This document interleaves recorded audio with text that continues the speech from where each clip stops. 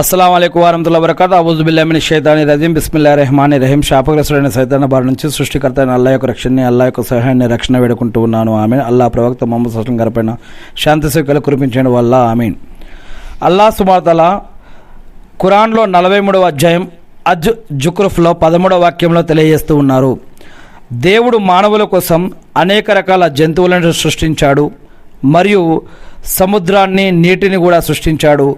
మరి ఏదైనా జంతువు మీద వాహనంగా ఎక్కిపోతున్నా, మరియు ఏదైనా సముద్రంలో పడవ లేదా ఓడల మీద ఎక్కిపోతున్నా, ఏదైనా ఈ యొక్క ప్రకృతిలోని అనేక మెటీరియల్స్ని తీసుకొని వాహనంగా తయారు చేసుకొని దాని మీద ప్రయాణిస్తూ ఉన్నా కూడా, ప్రయాణం మీద ఎక్కిన వాహనం మీద ఎక్కినప్పుడు దేవుడు ప్రార్థన చేయమని, దేవుణ్ణి తలుచుకోమని, దేవుడి యొక్క గుణగణాలను పొగడమని, ఆయన్ని గుర్తు చేసుకోమని, ఆయన్ని ఆరాధించమని దేవుడు తెలియజేస్తూ ఉన్నాడు.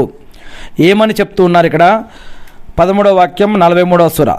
మీరు వాటి వీపులపై ఎక్కి ఆ తర్వాత వాటి మీద సర్దుకొని కూర్చున్నప్పుడు మీ ప్రభువు యొక్క, మీ సృష్టికర్త దేవుడి యొక్క అనుగ్రహాన్ని స్మరిస్తారు అని ఇదంతా కూడా చేశాము. మీరు ఇలా పలకండి, దీనిని మాకు వశపరిచిన వాడు పరమ పవిత్రుడు, లేకపోతే దీనిని వశపరచుకోవటం మా వల్ల అయ్యే కాని పని అని. నిశ్చయంగా మేము ఎట్టకేలకు మా ప్రభువు వద్దకే మళ్ళీ ఒకరోజు తిరిగి ఆయన వద్దకే వెళ్ళవలసి ఉంది. ఇంకా వీళ్ళు అల్లా దాసులలో కొందరిని ఆయన భాగంగా చేశారు. నిజంగా మానవులు చాలా స్పష్టంగా కృతజ్ఞతకు పాల్పడతాడు. ఏమిటి? అల్లా తాను సృష్టించిన వారిలో నుంచి మరి అంటూ ఇంకా కొన్ని వాక్యాలు ఇక్కడ చెప్పడం జరుగుతూ ఉంది.